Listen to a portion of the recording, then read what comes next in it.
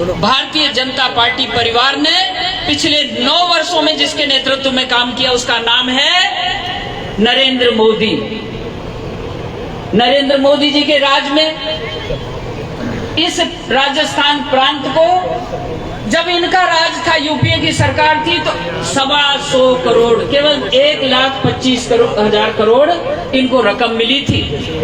मेरे भाइयों, एक तो ये बताना चाहती हूँ कि झूठ और सच में अंतर कितना है। आज 9 लाख करोड़ रुपए राजस्थान की सरकार को मोदी ने दिए, 9 लाख करोड़। आप ये देखिए कि 2019 में जल जीवन मिशन बना और जल जीवन मिशन के 37,000 करोड़ रुपए इनको जैसे ही दिए, उनका पाइप अब खरीदे, पाइप अब जनता को गुमराह करने के लिए कि ये पाइप हम बिछा रहे हैं। ये पाइप भारत का यशस्वी प्रधानमंत्री मोदी बिछा रहा है। मैं आपको ये कहना चाहती हूँ कि किसान वर्ग से जुड़े हुए राजस्थान की सरकार ने, ये सरकार 5 वर्ष पूरा करने जा रही है, लेकिन 5 वर्ष में इनके परिवार की लड़ाई दूर नहीं हुई और ये हमारी तरफ उंगली करना चाहते हैं। हमारी बीजेपी की आंख में आंख मिलाकर झांकने की कोशिश करेंगे तो ही राजस्थान में ये टिक पाएंगे, लेकिन राजस्थान में इन्होंने धोखा दिया। और आपको पता है कि इनको जब पहली किस्त मिली तो पहली किस्त को बैंक में डाल दिया इन्होंने और ब्याज कमा करके जोधपुर के आलीशान होटलों में कुर्सी बचाने के लिए सारे एमएलए को लेकर बैठ गए।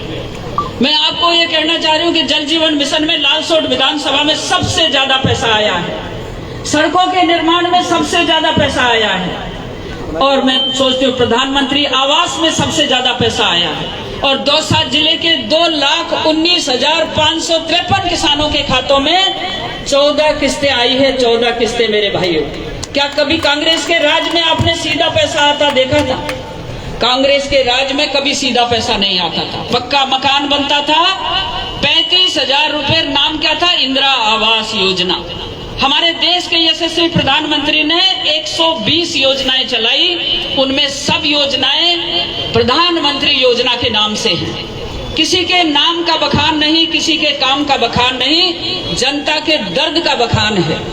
आज जनधन खाते खोले हैं, मेरे सेल्फ हेल्प ग्रुप से जुड़ी हुई माताएं बहनें, किसान परिवारों से जुड़ी हुई माता बहनें, किसान परिवार से जुड़े हुए हमारे कृषक भाई, उन सबका खाता है।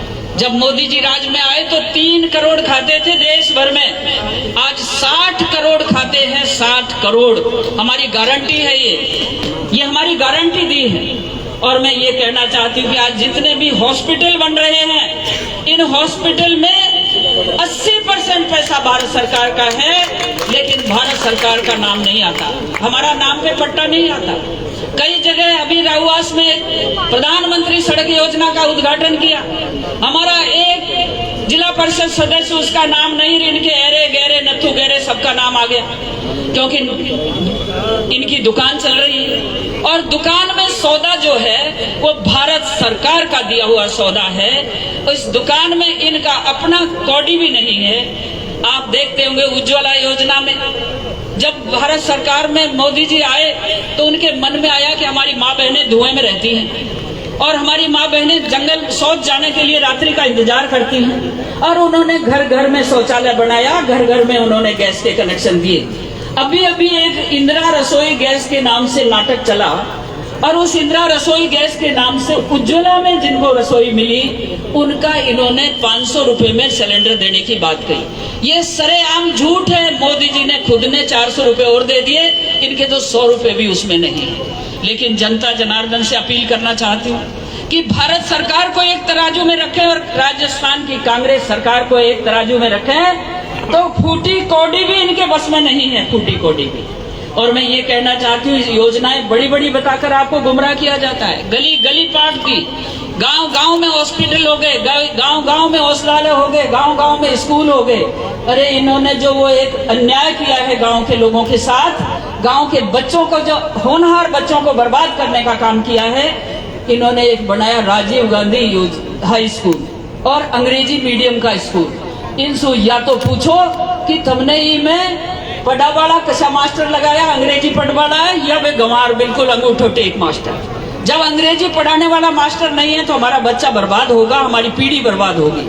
और ये नाटक करना केवल वोट के लिए नाटक करना है। और राजस्थान की सरकार ने जितने काम किए, अभी मेरे से पूर्व वक्ताओं ने दोनों ने जो बात कही, ना माँ सुरक्षित, ना बेटी सुरक्षित, ना बहन सुरक्षित, और ना किसान सुरक्षित, ना नौजवान सुरक्षित। नौजवानों के हाथों में 20-20, 25-25 हजार रुपए खर्च करके कोचिंग करके अपने गरीब माँ बाप पढ़ाता है, और जब पेपर देने की बात आती है पेपर लीक हो जाता है।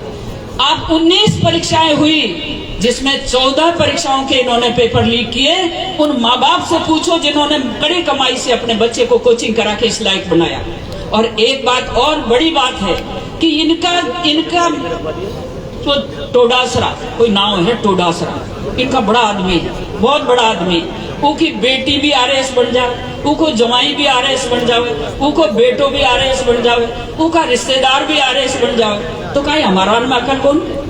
ये सरे आम नकल कराकर इन लोगों ने राजस्थान को एकदम कलंकित कर दिया है। ये वीरों की धरती, ये सम्मान की धरती।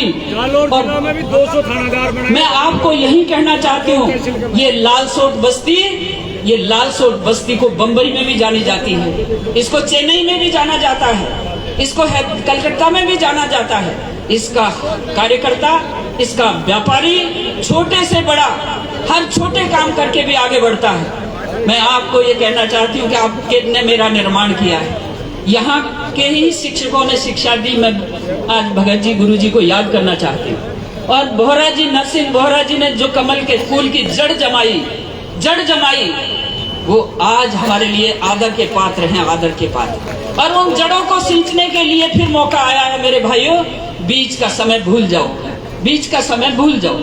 अब ये जो समय है, ये कमल के फूल की जड़ों को जमाना, भाई नरसिंह जी बोहरा की आत्मा को शांति देना है, तो हमें निस्संदेह कमल का फूल खिलाना है। भारतीय जनता पार्टी मैं आपके सामने हूँ।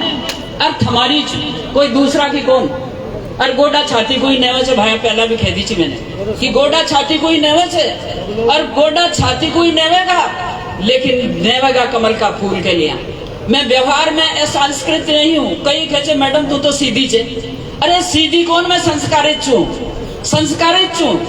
कड़ो कौन बोलूं, बुरो कौन बोलूं, लेकिन आत्मा के अंदर कमल का फूल है। जो 15 साल के वनवास के बाद भी आप लोगों ने मुझे मेंबर पार्लियामेंट बनाया, मैं 15 साल के वनवास के बाद।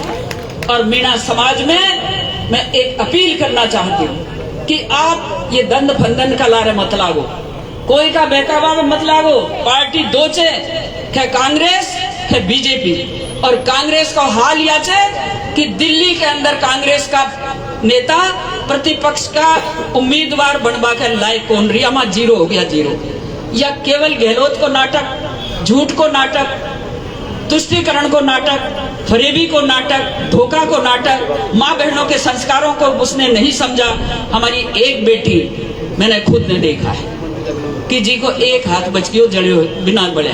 ये तो भीलवाड़ा की बात है। अरे नादौती में देखो ना, नादौती में मरी कौन? तेजाब छिड़क दियो, कौन मरी? उनका बाद में भी न मरी तो गोली काट दी, और गोली से भी न मरी तो कुआं में पटक दी। ये मुख्यमंत्री यहाँ का होम मिनिस्टर है, गृह मंत्री।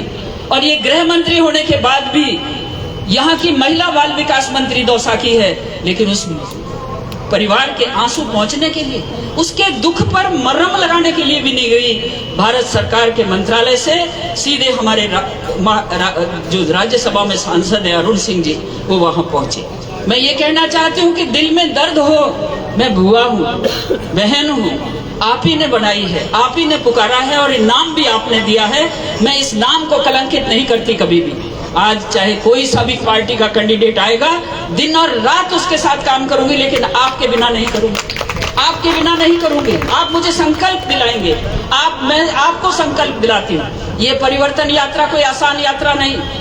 ये परिवर्तन यात्रा में जिस तरह से हमारे प्रभारी भाई अरुण जी जिस तरह से घूम रहे हैं, इसमें ऐश आराम नहीं कर रहे हम जनता के बीच में कांग्रेस के काले कारनामों को लेकर जाना चाहते हैं। और आपसे उम्मीद करते हैं कि आप संकल्प करिए कि 2023 में परिवर्तन करके रहेंगे, और जिस तरह से 2024 आएगा उसमें अभी तो मुझे 13,000 वोटों से जिताई तुमने, लेकिन कोई भी MP आवे तो उनको 50,000 वोटों से जिता खिलाएगी। कोई भी एमएलए बने उसको 40,000 वोटों से जिताकर भेजना। ये मैं अपील करने आपके बीच में आई, और इसी अपील के माध्यम से मैं भाई कर्नल साहब से कहना चाहूंगी कि आपके पास नेशनल हाईवे का बहुत बड़ी अथॉरिटी का काम है, और इस लाल सोट में दोनों नेशनल हाईवे आपने दिए हैं, और दोनों नेशनल हाईवे इस लाल सोट की व्यापारी वर्ग की, आम जनता की उन्नति में चार चांद लगाएंगे।